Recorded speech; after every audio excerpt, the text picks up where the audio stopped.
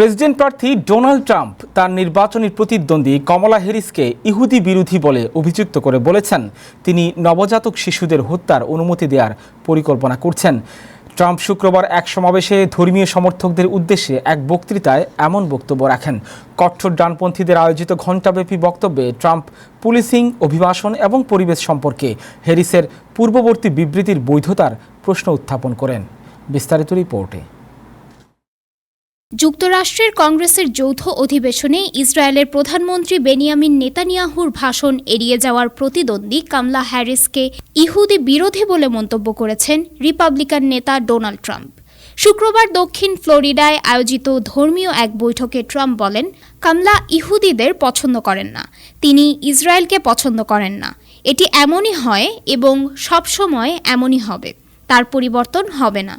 তিনি নেতানিয়াহুর বক্তৃতায় অংশগ্রহণ করেননি কারণ ওই সময় তিনি আগেই নির্ধারিত একটি প্রচারণা সভায় অংশ নিয়েছেন। সংশ্লিষ্ট সূত্র অনুসারে ভাইস প্রেসিডেন্ট কামলা হ্যারিস কয়েকদিন আগে একজন ইহুদিকে বিয়ে করেন। তিনি বর্তমান প্রেসিডেন্ট বাইডেনের পরিবর্তে ডেমোক্রেটিকদের মনোনয়ন পাওয়ার পর থেকে ভোটে ট্রাম্পের বিপক্ষে লড়াইয়ের সুযোগ পেয়েছেন। কট্টর ডানপন্থীদের আয়োজিত ঘণ্টাব্যাপী বক্তব্যে ট্রাম্প পুলিশিং, অভিবাসন এবং পরিবেশ সম্পর্কে হ্যারিসের পূর্ববর্তী বিবৃতির বৈধতার প্রশ্ন উত্থাপন করেন। এর আগে বুধবার নর্থ ক্যারোলাইনা অঙ্গরাজ্যের শার্লটে প্রথম নির্বাচনী প্রচারণায় কমলা হ্যারিসকে উগ্র বামপন্থী উন্মাদ বলে উল্লেখ করেন রিপাবলিকান প্রার্থী ডোনাল্ড ট্রাম্প। গর্ভপাতের বিষয়ে কামলা হ্যারিসের অবস্থান নিয়ে ডোনাল্ড ট্রাম্প দাবি করেন তিনি শিশুদের মৃত্যুদণ্ডের পক্ষে ছিলেন। ট্রাম্প বলেন, কমলা হ্যারিস একজন উগ্র বামপন্থী উন্মাদ, তিনি দেশকে ধ্বংস করে দেবেন এবং এটি তিনি হতে দেবেন না। এছাড়াও তিনি হ্যারিসকে বাইডেনের অভিবাসন নীতি নিয়ে অতি উদারবাদী চালিকা শক্তি হিসেবে অভিযুক্ত করেন। গত সপ্তাহে অনেকটা অপ্রত্যাশিতভাবে বাইডেন তার প্রার্থিতা প্রত্যাহার করেন।